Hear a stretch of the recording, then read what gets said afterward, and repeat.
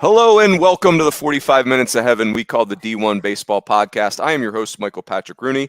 Tonight's episode brought to us by our good friends at S2 Cognition. S2 Cognition delivers a revolutionary approach to helping athletes understand how in-game decisions impact their performance from youth levels all the way to the pros. Just think how good all of us would have been in baseball if we had learned to swing at the strikes and take the balls instead of swinging at the balls and taking the strikes. And then we end up in broadcasting and journalism, et cetera, et cetera. So I kid, but get yourself an assessment from the guys at S2. It's really good stuff. Figure out where you are in the area of swing decisions, and then what do you do about it? Create a training program. Really, really good stuff. So as always, joined by the great Kendall J. Rogers, the great Zebby Barrels, Aaron Zebediah Fitt. Gentlemen, good evening. How we doing? Good evening, Coach Rooney. How are you? Good to see you guys. It feels like it's been like a month since we did a podcast, so it's good to see you guys. I've been podding around on you guys. You've had a lot of hashtag want in the podcast industry lately. The great Steven Schock is keeping me young. That's been very, very fun. The Sunday night pods have been amazing. Now, in fairness, too, like Kendall, you've been busy coaching a youth football dynasty. Fitzy's been on his fall extravaganza. Coaching. Oh, you're not coaching? I'm not coaching. Please tell us you're on the chain gang. Are you? I was this past weekend. Yes, I was. How was your game? How were you? Were you good? Good the marker? Chain gang, I'm pretty good. I did not give us any extra inches. Were you the down marker, or were you one of the stretch to 10 yards guys? I was the stretch in the 10-yard guys. How many measurements did we have? 0. 0 measurements. You were that good, KR. You were that. I'm that good, man. Nobody even questioned it. No fourth. No extra fourth down for me. Thank you, Missouri and Colorado. Oh wow, that's right. Kendall's got great college football command. Fitzy, what's the best meal you've had on the road so far this fall? Any meals stand out for you? I've had some decent ones here lately. I had a nice little steak dinner in Tupelo last week on my way to Ole Miss. That was excellent. And then where else did I had another really good steak like a night or two before that somewhere. I've been getting out there. There's been some good eating. What is Tupelo bringing to the party, Fitzy? I can't say that I've ever had the pleasure of Tupelo. I like Tupelo. Yeah, it's birthplace of Elvis Presley, I believe. Ooh, there you go. That's a good one. Yeah, it's a nice little kind of stop between Tuscaloosa and Oxford. It's more of a grown-up vibe than you get in a college town, but nice downtown. Some good spots out there. Like it. Aaron, are you a Boo-Ray guy when you go to Oxford? I don't think I have been to Boo-Ray. Oh man, you got to go there. Yeah. What about Ajax? Ajax is a go-to. Okay. I like Ajax. Go to Boo-Ray when you're there next time. It's really good. Love it. Very good, gentlemen. Let's do. I want to talk fall reports. The website is ablaze with fall reports right now. One, I'll give you guys a thought. The off season, I tend to be a worrier. I worry about our sport. I'm just a worrier. But I had a good epiphany today, maybe today, one of these days.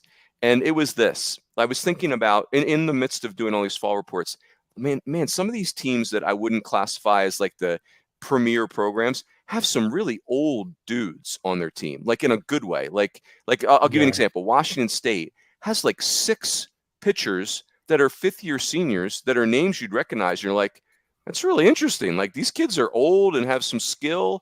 They certainly aren't going to have the arm strength of an SEC arm, but and I keep worrying about the transfer portal. I keep telling myself it's going to normalize. Here's my theory. I'm going to throw it out, you guys. You guys can beat it up, do whatever you want with it. My theory is that all is not lost because it is really hard for freshmen to play in college baseball right now. There's so many old players and the access to pro ball is limited now. So it's hard for freshmen to play. My concern for mid-majors was that there'd be no more fifth-year seniors because, kids would start playing as freshmen again and no COVID year back, et cetera, et cetera.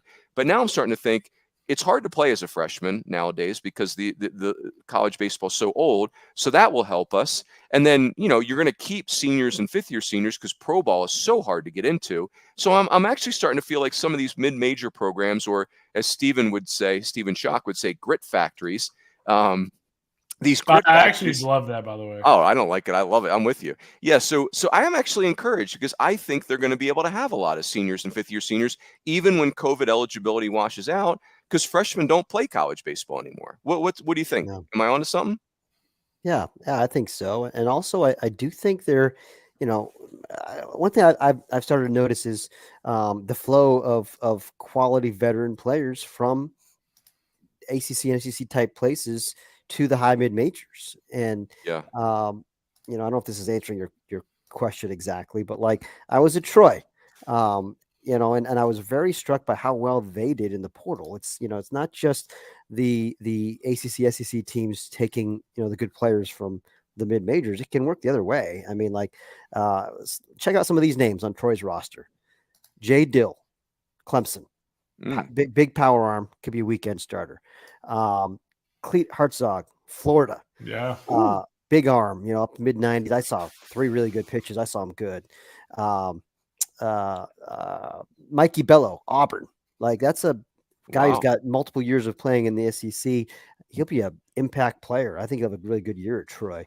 Will Butcher from Charlotte, who's been a producer. That's not from a mid-major, from a SEC, ACC, but like that's an accomplished player. Like they did very well with those sorts of multiple. That's 3 guys though that I mentioned from ACC and SEC powerhouse top 10 caliber programs that have are good players, that are established players that have now found a home at a high mid-major in Troy.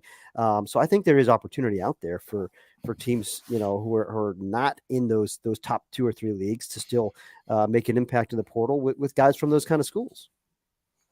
I love it. Yeah, I'm encouraged. We've said this on the podcast that we think this whole thing will normalize. I think it's starting to get there, and that's encouraging. I don't want to I don't want to come off as like anti premier program, because those, I mean, gosh, I coached in one of those, and those programs, they they make the engine go in college baseball. But I also don't want to see the mid majors left for dead, the grit factories. Yeah, I will say this too. Obviously when the transfer portal rules were changed, a lot of people were concerned that, SEC, ACC schools, et cetera, would steal all the good players from mid-major ranks. But I would also say this, from a societal, cultural standpoint, like I think kids these days are a lot less eager, or I guess willing would be the right word, a lot less willing to sit behind players. Look at Josh Hatcher, who went to Kennesaw State a couple of years ago and had a great year for the Owls 2 years ago. He was a guy that was, started some, ended up being a backup a little bit. I think kids these days, this is not an indictment on kids these days, but I think kids these days are a lot less willing to, wait their turn, so to speak. Like they want to play right now. And if you're going to Mississippi State and you're only playing midweek against Jackson State, chances are probably pretty good you're not going to be patient and wait your turn. You're probably going to go to the portal. And, there's a lot of great options like Troy, like they're a rising program with Skyler running the show. Kennesaw State's a program the last, 12 years has been a super regional. So there are a lot of good options where you can leave a program like that and start right away. And, you're playing every single day. So I think mid majors will continue to reap the benefits to some degree in the portal, contrary to popular belief. Kendall, your vocab so far in this podcast, in the last segment, you just dropped societal, cultural, and indictment. I would have. Yeah, although I did say the wrong word and corrected myself with willing. So I thought it was awesome. I mean, just bringing the 3-syllable ruckus right now. Thank you. It's impressive it's impressive for a Texan to use 3-syllable words. Yeah, I'm not usually considered a wordsmith, but thank you, Lance. Oh yeah. Hey now, let's go. Somebody's got to pitch hit for Joe. So. Yeah, that's right. Coach Healy's always flashing he's kind of a show pony when it comes to vocab too, though. Yeah. Like he's a skilled show pony. Like he's not afraid to show off the vocab. So, hey, you know what? All the transfer portal people, hey, at least we don't have it like the old days where you could leave in December and be eligible in January. Remember those days, like, back when you coached? Not on it. It's the worst thing ever. Yeah, awful. Not terrible. So, terrible, be careful terrible, what you terrible. wish for. So do we still think that's terrible now when we've got these big rosters, we've got the mid-semester cuts? Good question. I think the answer though is the rosters, not the January transfer. Because here's the problem, Fitzy, to me, we've turned fall ball into a big tryout, and so like if we allow January transfers, we open a major can of worms. Like let's say privileged program number one loses a shortstop in the fall. Well, okay, I'll tell on ourselves, Fitzy. This will be great. I'll give you an example. So Arizona State, season of 2002, we're coming off of a disappointing finish in a regional. We're anxious. We hadn't been to Omaha since '98. Dustin Pedroia is our star recruit freshman. We go through the summer and we're panicked that, man, what if Pedroia can't play shortstop as a freshman? He's tiny, he's emotional, blah, blah, blah, right? We talk ourselves into panic mode. So we start going through the fall. So what do? We convince Ian Kinsler to transfer in the middle of the year. Well, while we're doing that, Pedroia settles down, and then now Kinsler's on our campus, right? And it's like, okay, we got to play him. So we play him at short. He's just meeting the guys. Somebody who thought they were starting is now on the bench. Pedroia is playing his brains out. Kinsler's pressing. He hits like 200 for the year, makes a bunch of errors. He's a great kid, way better player than that. So, it was terrible. Like, it was so unfair to Ian Kinsler. And we did it for selfish reasons because we were panicked about the team that we recruited. And then, 2001, the year before, we brought Andy Torres in January. He won 13 games, and the guys on the team were bitter towards him. I don't know. It's just maybe I'm turning a small sample size into I just think it's unfair to the kids that come in January, and it opens a nasty can of worms on the recruiting front. Yeah, that's a fair point. I mean, I ultimately agree with you. I just thought that was worth bringing up because, like, what happens to all these guys who get cut, in December? I mean, it's either JUCO or redshirt, right? Like, those are your options. Yep. Yeah. The other thing that's interesting too is I was talking to a dad. He emailed me a question a couple of days ago about the portal, and it was a dad of a kid who walked on, which the kid, wanted to transfer somewhere that was willing to actually give him like a scholarship at the midterm, and he can't do that. Like at the least, I would think a kid who's a walk-on should be able to transfer and not have to sit out. I mean, if you're not on scholarship, why in the world should you have to, can you not transfer at the break and play? That makes no sense to me. Yeah, I think that's fair. Yeah, I think that's fair enough. I mean, for walk-ons, probably all bets are off if they're paying their way. I just don't like. I don't know. Like you guys know my dream scenario. My dream scenario is August 15th. Pick your 40 guys, and for the next 10 months, you're all the way in with those 40 guys. And it's never been easier to reset your roster. I just kind of like MLB has like a 40-man designation at the end of spring training kind of deal. Yeah, and then just like for the next 10 months, that's your team, and let's just focus on that as instead of like I don't know, like if we open that January thing up, we're going to have people recruiting off of each other's rosters in the fall. Yeah.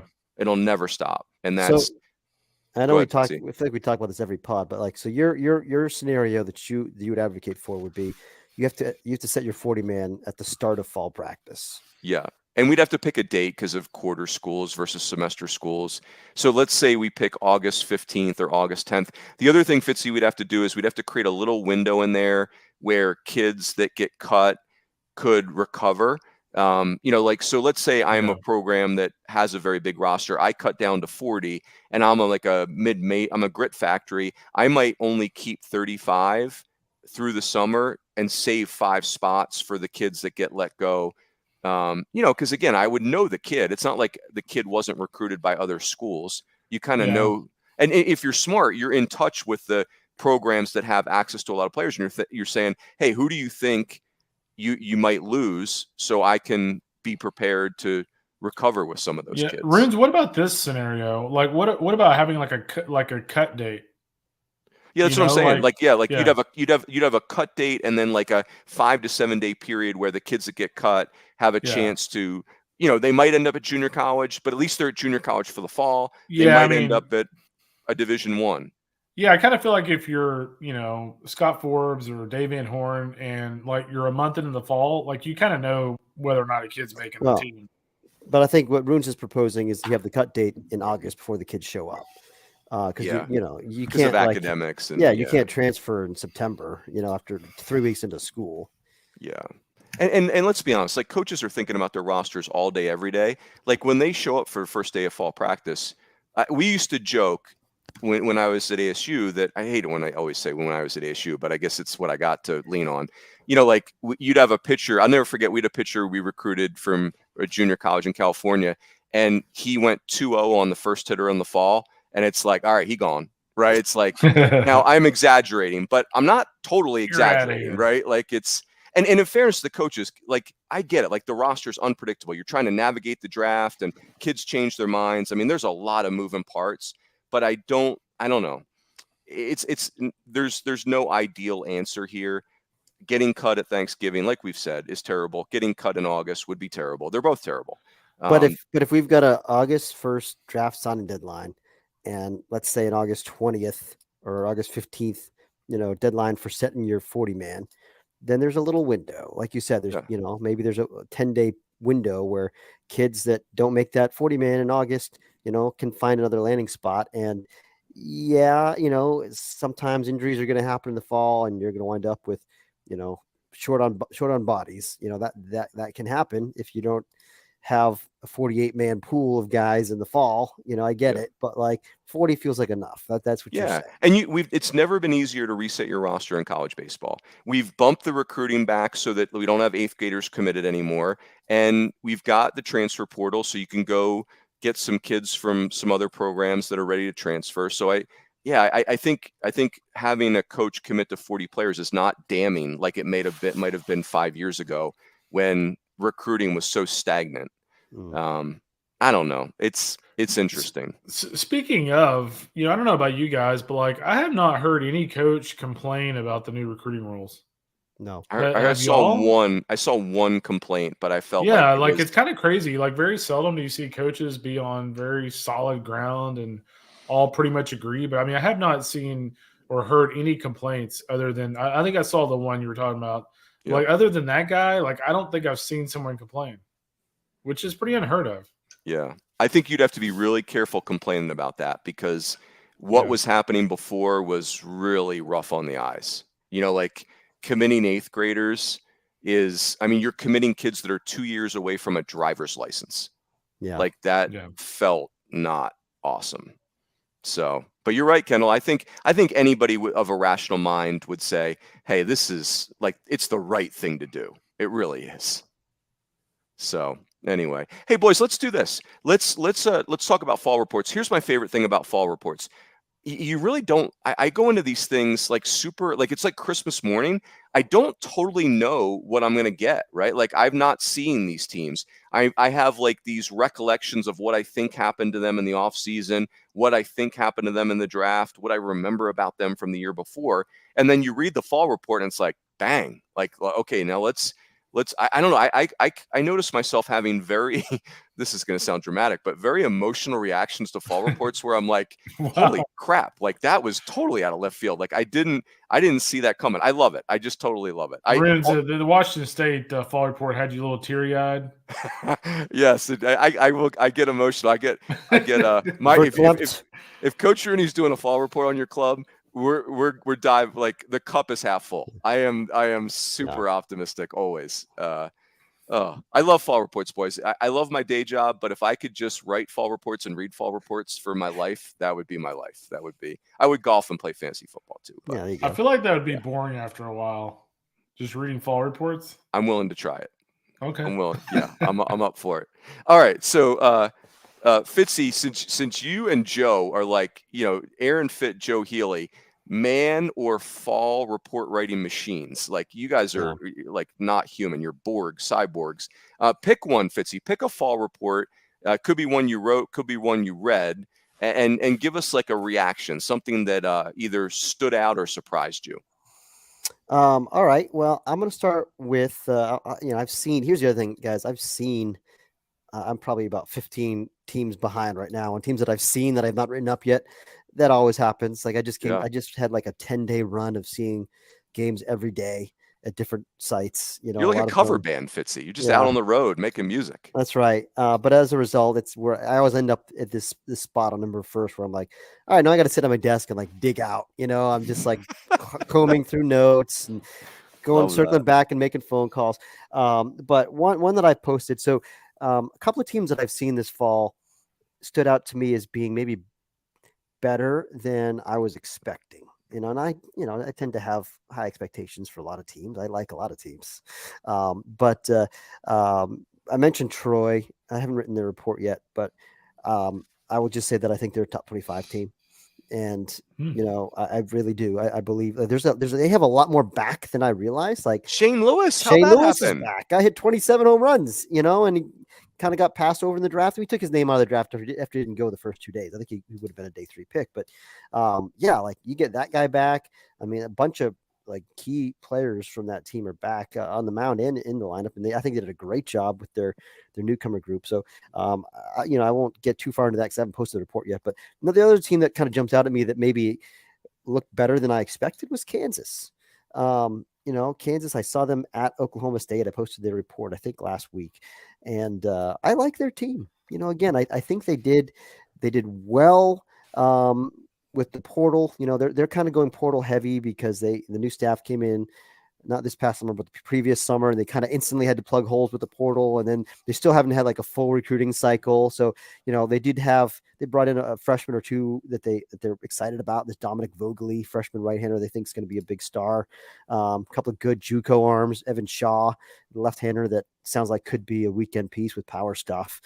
They like him a lot, but I love what they did with the portal. I think I've talked before on the show about Ethan Lanthier, who was at St. Cloud State last year.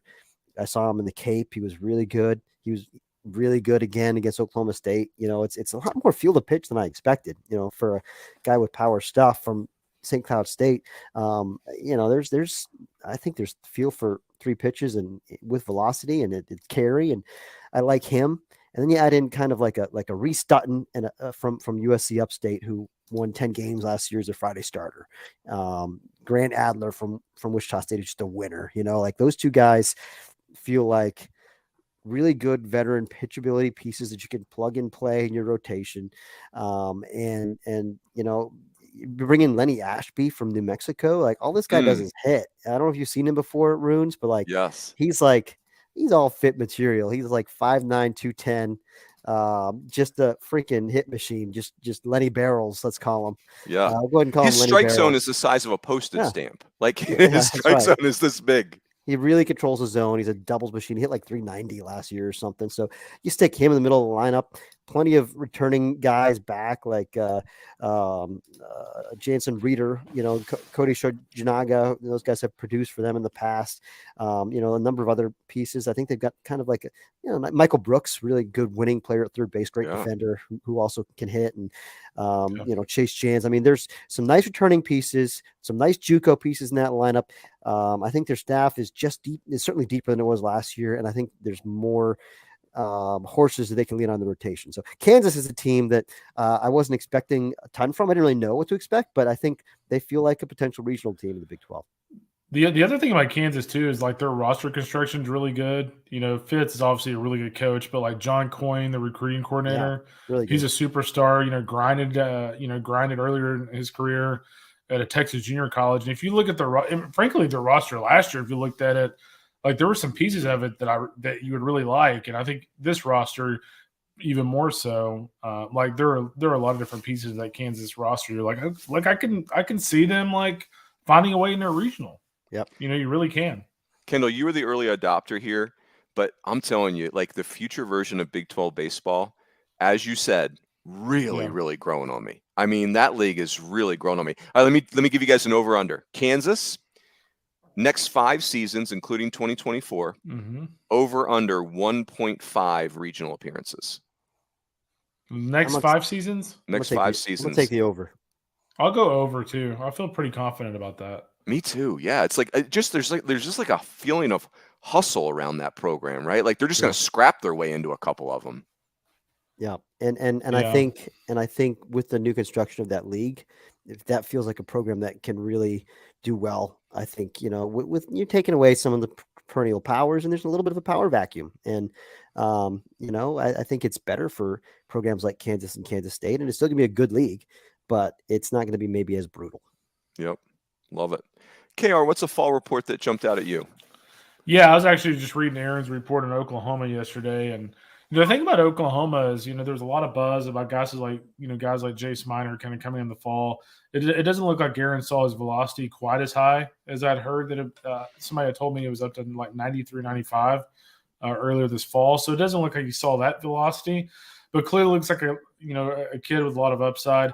I think the biggest thing for me when I look at Oklahoma guys is just kind of some of the pieces they have back offensively. When you look at Bryce Madrone, a kid with 12 homers last year, we talk about, older guys that have had a lot of at-bats. Kendall Pettis has seen a lot of baseball. He's played for a national championship.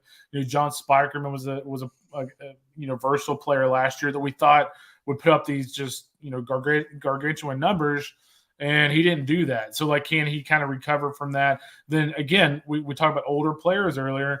Anthony McKenzie, a fourth-year player, a senior for Oklahoma. So that nucleus there of that offense has a lot of at bats, and so that tends to end up being a pretty beneficial thing come spring, and we'll see if that kind of happens at Oklahoma. But I like where they're starting from offensively with that quartet. And I think that outfield has a chance to be one of the better outfields in the country. And then you throw Carter Frederick in, who's a JUCO kid that hit like crazy last year. Had some injury stuff this fall, so he didn't hit when I was there. But I think it's a handmate that he's got. But they like him a lot. Like he could be in right field and maybe push somebody to DH or But like Spikerman, I know we all bought last year. Kendall, he was your breakout guy. He might have been my breakout guy if you hadn't taken him. Like I was all in on Spikerman also. And you know what? To his credit, he kind of dug out of that early hole. Like he was in a very deep hole early, and he finished with respectable. Like I don't know, not bad. Was it a 900 plus OPS? I don't know. It was respectable. But like he, for the scouts I was talking to there, he's looked great. Takes a great BP. Like he's a switch hitter. He's strong. He's obviously has elite speed. He's an elite defender in center field. Like I'm still believing in this guy, and he can be an All-American. I still believe it. And obviously Bryce Madron, as you mentioned, like that's a great cornerstone group to build that team around. Fitzy, you said you did not see Carter Frederick, right? Because of his handmate. He played defense and he made a great diving catch in right field, but yeah, he did not hit. He's massive. He's 6'4", 235. Holy heck. Big guy. So here would be my question, Oklahoma Fit. Do you feel like they have the frontline pitching to compete at a high level in the postseason? I mean, they've got talent, but do you feel like they have the front end, kind of rotation guys? Yeah. So it's not going to be like the rotation. I wrote about this in the fall report, like 2 years ago when they had, Cade Horton and Jake Bennett and Nick Sandlin. Like they're not going to go three horses, and Skip Johnson was pretty frank about that. He thinks there's gonna be a lot more mixing and matching. There's gonna be some piggybacking. You've got Jamie Hitt coming back, who apparently has looked very good this fall. Like he's got he made 12 starts last year. He's got experience, and you bring in Brennan Girton from Texas Tech. Like there's guys that could be, but they're probably thinking like, hey, we're gonna try to go twice through the lineup with our starters if we can. Like they're not going to get greedy with that. The strength of the staff is the depth. They do have, I think they've got a lot of quality arms. It's not going to be built like that staff 2 years ago. They went to the World Series finals. Fitzy, Reggie Willits' son, Jackson, did you see him play? No, I got fooled on this actually. Because they had a kid at shortstop wearing like the number 77 or something. It wasn't on the roster. And I was like, oh, and I heard a scout say, oh, that's Reggie Willits' son. And so I was like, oh wow, this guy's dynamic. Honestly, like I thought he was the best player in the field. He leapt off the field, like premium speed, just instincts, action, everything. Turns out that was Reggie's younger son, who's a sophomore in high school. No way. And is apparently going to be a first round pick. Like he's way better than, he's a stud. He's not going to go to college. I think he's going to be a first round pick. Is he in the same high school class as the youngest Holiday, or is the youngest Holiday 1 year older? Ethan Holiday's class of 2025. He's actually not even the youngest Holiday. There's a really little one, but yeah. Yeah, the rumor is Ethan's better than Jackson, which is pretty incredible. He's bigger for sure. Yeah. But anyway, it sounds like the freshman Holiday, the freshman Willits on the Oklahoma roster, he was out with some injury thing when I was there, but they like him. He could be their starting shortstop. He's got like 80 baseball IQ, and obviously he's an athlete. So I'm sure Jackson Willits loves to hear that his freshman or a sophomore brother in high school is better than everybody else. Yeah, well, I mean, I didn't get to see, Jackson, so maybe he's better. I don't know. Fitzy, you need to do that in the Oklahoma Fall Report. You need to write. Don't write up Jackson Willits, who's a freshman in college, and write up his sophomore high school brother. Oklahoma's best player was a sophomore in high school. He can't drive yet, but he's their best player. He looked awesome. I'm telling you, you get on base and just steal second, steal third at will. It was dynamic. Oh my gosh, that's great. And by the way, the state of Oklahoma is like a mini IMG academy between the Holiday brothers and now the Willits brothers. And my gosh, so great. When I read that, Fitzy, it was awesome. It's a great fall report. Obviously, Oklahoma is very top of mind because they were a controversial add to the NCAA tournament last year. Controversial berth is probably a better word. They're coming off of playing in the CWS finals 2 years ago. And that position player group, I was, as you mentioned, Kendall, reading that thing, I was blown away at the names that you recognize. Like, it's everybody's back. McKenzie, Madron, Nicholas, Spikerman, just over and over again. So many returners. Well, and also on the mound, Fitt didn't seem because he has a stress reaction. That's always concerning to me when I see a stress reaction because that's not easy to get over. But, they were really excited about Austin Henry, too. I'd heard that he had been in the mid to upper 90s as well with his fastball. So we'll kind of keep an eye on that injury from him. But, he has a lot of upside as well. And this Ryan Lambert kid they got from Missouri State touched 100 this fall, Skip said, with an 85 slider that's got bite. So, they're gonna have the John Cohen, Butch Thompson approach from the 2013 Mississippi State where they just throw 8 guys in every game in Omaha. I think you're going to see a lot of that. Yep. Awesome. Hey, boys, this episode is also brought to us by good friends at Pitch Logic, the system used by players, coaches, scouts, and instructors at all levels of play, from the youth leagues to the big leagues. The easy-to-use and affordable technology makes the platform accessible to every player at every level. All the metrics and features used at the highest levels of the game. See pitchlogic.com for more information. Boys, let's take a quick break, and then we will come back and finish with a few more fall reports. And we're back, 38 minute mark. Look at that, like a pro, Coach Rooney. I see you working. A little positive self-talk there, working on that. Boys, I got to pick one, and I don't know which one to pick. I think you should go Utah Valley. It was awesome. I had so much fun writing that. Danny Dickinson, their second baseman, is like Tony Renda, Alex Bregman, kind of like this little awkward infielder who's just an electric, like kind of a sawed-off right-handed hitter with just juice, like lightning in his hands. Went off last year as a true freshman. And, quite honestly, I think Utah Valley and Eddie Smith were worried about losing him in the portal. He'd be an obvious candidate, and he stayed. And so they are very old. How about this? The Wolverines have 17 players that are going to be in their last year of college baseball eligibility. I mean, it's an old group. I'm a sucker for WAC baseball. I just think it's a very cool baseball league with a lot of good programs. Here's the other thing. Utah Valley's got this pro park that the Orem Owls, what used to be the A-ball team for the Angels, have left. And so now they have this gorgeous pro park all to themselves. It's breathtaking with the mountains in the background. And it's just, Eddie Smith is a stud. This is a guy that played at Notre Dame, coach for Brian O'Connor, coach for Paul Maneri. He's really sharp. So they were really fun to write up. And they finished third in the league last year. I mean, they went 17-12 in the WAC and, 134 games, and you bring all those old guys back. Like I was like, oh, Utah Valley report, huh? And then I was, I looked at it and was like, oh yeah, they won the biggest turnarounds in college baseball. What's interesting about them too is if you go look at their facility, obviously they have a picturesque background, but their actual facility is really nice. Oh, it's awesome. It's one of the better ones, west of the Mississippi. Yeah, it's lights out. And I'll tell you guys, the athletic department there is cool because it's young. They've only been Division I for 20 years. They've only been in a league with an automatic bid for 10 years. Mm-hmm. And so their whole athletic department has this vibe of we're all in. They chose it, right? They're not just some program that's been doing sports forever. So, or at this level. Runes, are they very kind of almost in Grand Canyon's a little bit more boisterous, but are they very GCU in a sense? I think so, because it's a school that's spirited, and it's a cool area. Utah's a beautiful place. Eddie Smith has his background's in the Pacific Northwest. There's a lot of players up there that they can get their hands on. I perceive it to be affordable. I perceive it to be not prohibitive from an academic standpoint. It just seems like a cool place. It just seems like a cool place to go to college. And there's a little bit of an Oral Roberts vibe there. Like they kind of know their gig in recruiting. They know who they are, and they just keep targeting those players, and it's going to allow them to stay old. So and they're in Orem, right?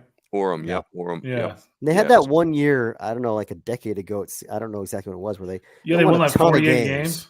Yeah, I won a ton of games. I think as an independent at that time, or were they? No, it was. They had that big masher. Remember they had like the number 2 or number 3 like home run hitter in college baseball. Great West Conference or something. The Great West is what it was. That's right. Yeah. No automatic bid. They didn't get in, but like it's neat to see them in a conference that has good baseball in it, and has a chance to win an automatic bid. Yeah. So I'll give you guys 2 that we can chew on, and then we can and then we'll wrap it. Louisville and Tennessee were 2 reports that really stood out to me. Like I'll start with Tennessee. Their offense is going to be like, when their offense walks in the park, you're going to feel it. Like I went from very skeptical of Billy Amick to like, I think I'm all in now. And then, Christian Moore moving over to shortstop, like that dude was the best player on the field for a lot of the postseason for Tennessee. I mean, he was a game wrecker. I mean, they just have bat after bat after bat. Looks like the Dreiling kid is ready to make a move.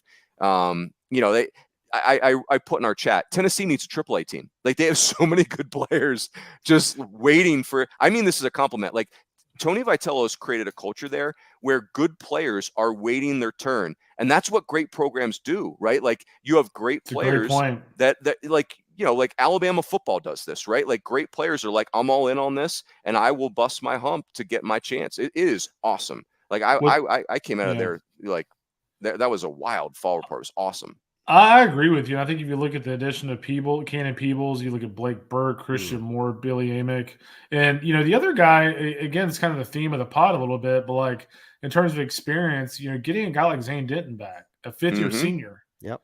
He's going to have to fight to play, Kendall. He's going to have to fight to play. He had 16 bombs last year, and he's going to have to fight to keep a spot. So that gives you an idea just how deep this team's going to be. But, you're right. I mean, you look up and down that thing, that fall report, and it's just like, wow, they have a chance to be really good. Yeah, and some of the other newcomers, too, that aren't household names yet, sounded very intriguing, like Alex Perry. I know Joe saw him really good, I think, against the Hokies, hit a home run and 3 hits, and he's had 2 big seasons in JUCO ball. Sounds like he's got some defensive versatility. And then Ariel Antigua sounds like a future all-fit guy, 5'8", 180, quick twitch athlete, shortstop of the future maybe. Curious to see how he develops as well. And the other one, boys, is Louisville, where, man, Louisville is a really hard team to parse, right? Like I have a tough time getting my arms around Louisville because their tradition is so loud under Dan McDonnell. Like that's a data point that I can't ignore. They have missed regionals 2 of the last 3 years. I believe they missed the ACC tournament even last year. Yeah, and now, again, injuries had a lot to do with that. But I've been personally, I've chipped at Louisville about not participating in the portal. Well, they participated in the portal this year, and I perceive their team to be really deep. Joe Healy said it great. He said Louisville's a team with an extremely high floor, and I believe that. I think it's really the best summary of them. So then the question becomes, do they have enough to kind of get back to the old heights of Louisville baseball? And when I say old, I mean 2019. 2020, they had awesome teams. That was 5 minutes ago. So, I don't know what your take, boys, was, but Louisville was a fall report that was really fascinating to me. Yeah. I mean, go ahead, Phil. No, you're good. I agree. I mean, there's some very interesting names here. And I think for me, Eddie King Jr. is one of my favorite picks to click in college baseball this year. I mean, that whole outfield group with Humphrey and Benson, Isaac Humphrey, JT Benson, and Eddie King. Those are some talented guys that, I think could go off this year. That has a chance to be a very good outfield. But King was so good in the Cape for me. He really grew over the course of the summer. And, I mean, he took a lot of very, very, very good competitive at-bats. I saw them repeatedly. He was with Orleans, I believe. And it was that was what impressed me because he's obviously a physical specimen. He's very strong in addition to the fact he can run. He's got some bat speed, but the quality of his at bats stood out. So I'm just throwing that out there. Pick to click. Yep. Kendall?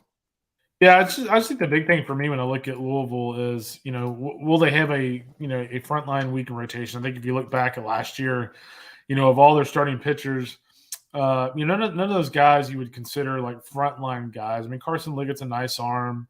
He was their most consistent guy last year. Ryan Hawks, I mean, I probably saw the best start of his career last year against A&M, and last year, for them, he was really up and down. So the biggest question mark to me is, Sebastian Gongoria from the transfer from Wright State, just going through Joe's fall report. He took a big step forward from a velo standpoint, it sounds like, this fall.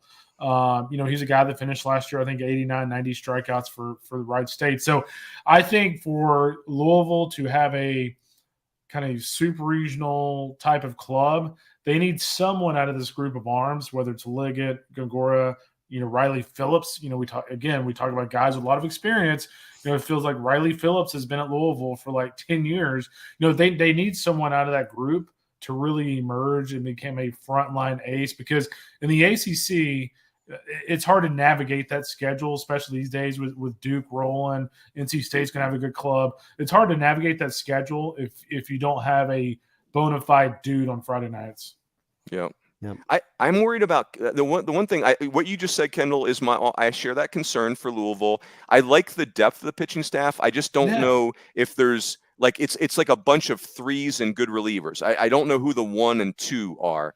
And I think but as Butch Thompson lets us know, players are allowed to get better. We do realize that. Yeah. I'm a little nervous about catcher. Like Jack Payton, when he started to suffer from injuries last year is when their season started to implode, I thought. And, it's kind of newer faces, younger guys. They have that transfer from Division II, Luke Napleton. He sounds more like an offensive catcher than a defensive catcher. And I kind of feel like they need the opposite. Like they need a really elite defender back there to help this pitching staff maximize what it's got, what it brings to the table. But, again, as we always say, like Dan McDonnell's one of those coaches, you never bet against them. And that high floor is sitting right there. Like it's a lot of familiar names.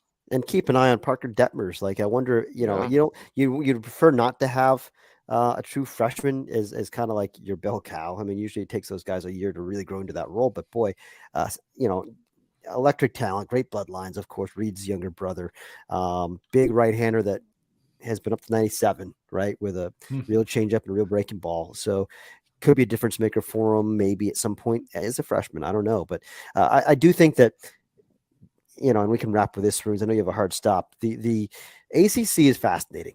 And one of the things that I think is very interesting is I think a lot of teams in the league got a lot better on the mound, brought in a lot of power arms, but there's youth, there's like, I saw North Carolina, I saw NC State, both of them. I think I love the freshman arms that they brought in, but how much can you rely on freshman arms in college baseball today, where college baseball is so old everywhere you go? But like, I think the most talented arms on those two staffs are freshmen. And so it's like, but they have older guys, pitchability. Like NC State still has Matt Willardson and, Logan Whitaker and Sam Heifel, guys been around forever and been in the World Series. Like, that's great. I think that takes pressure. That's why I kind of like the way NC State's built is they've got those older pitchability guys that take pressure off the young guys, allow them to grow, which I think is very important. If you're forced to thrust your blue chip freshman into a Friday or Saturday starter role early, I think that's harder. So, but I just think that Wake Forest has real pitching. Duke has real pitching. Jonathan Santucci was awesome. Like, that's a All-America, first team All-America talent on Friday nights if he stays healthy. I mean, he was untouchable for me. A couple of times out this fall, it sounds like he was. So, and they've got, again, they've got a younger position player group at Duke, but they've got, I think, a very safe high floor pitching staff. So the league is just, after Wake Forest, it seems like that's kind of the top of the league. And then it's just like a whole cluster of very interesting teams. Virginia as well in there, Clemson. I mean, Florida State, I thought their pitching was great against Alabama. They looked really good. They're going to be a lot better. So that league is going to be wide open. I think it's going to be a lot of fun to watch. Yep.